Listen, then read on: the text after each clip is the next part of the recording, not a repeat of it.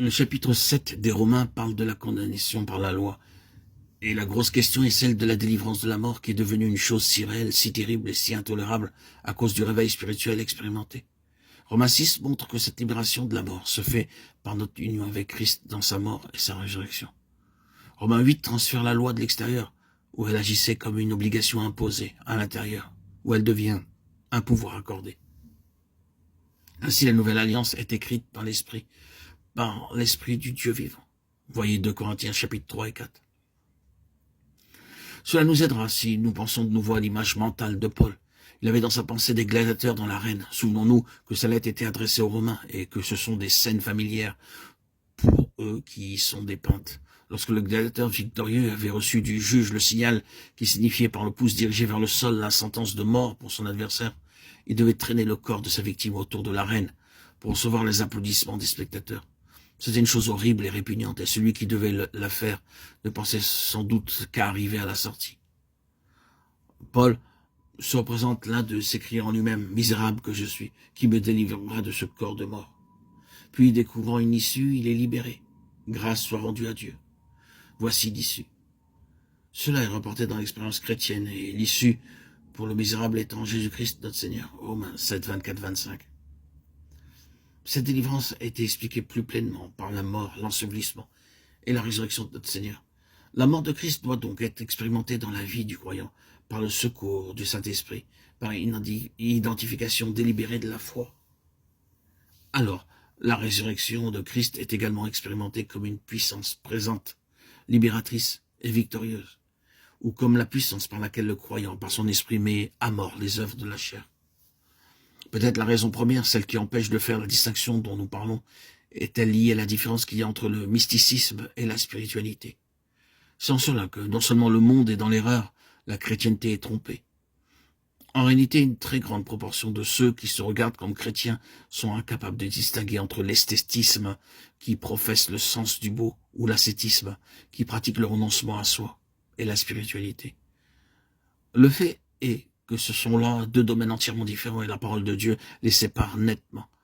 Elle atteint jusqu'à la division de l'âme et de l'esprit, des jointures et des moelles. Hébreux 4.12.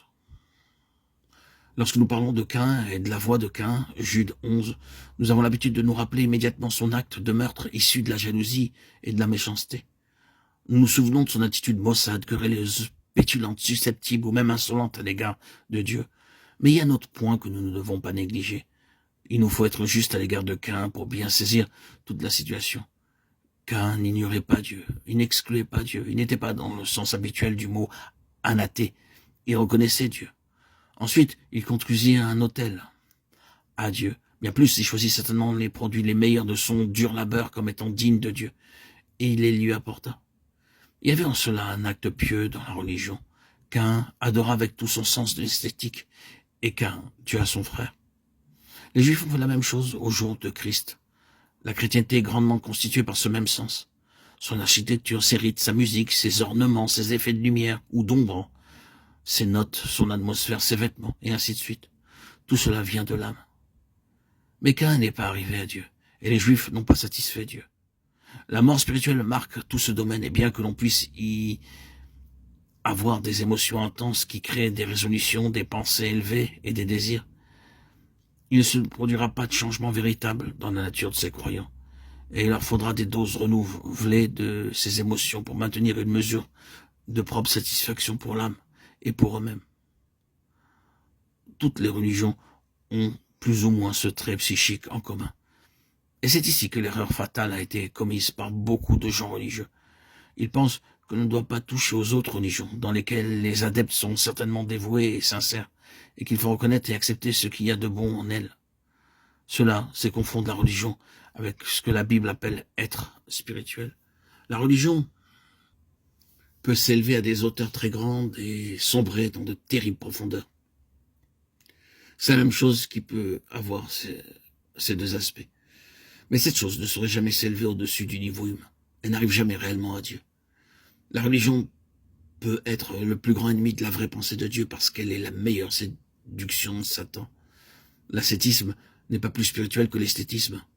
Il n'y a pas plus de valeur pour Dieu dans les austérités, les privations, les jeûnes, les rigueurs puritaines, comme telles que dans leur contraire.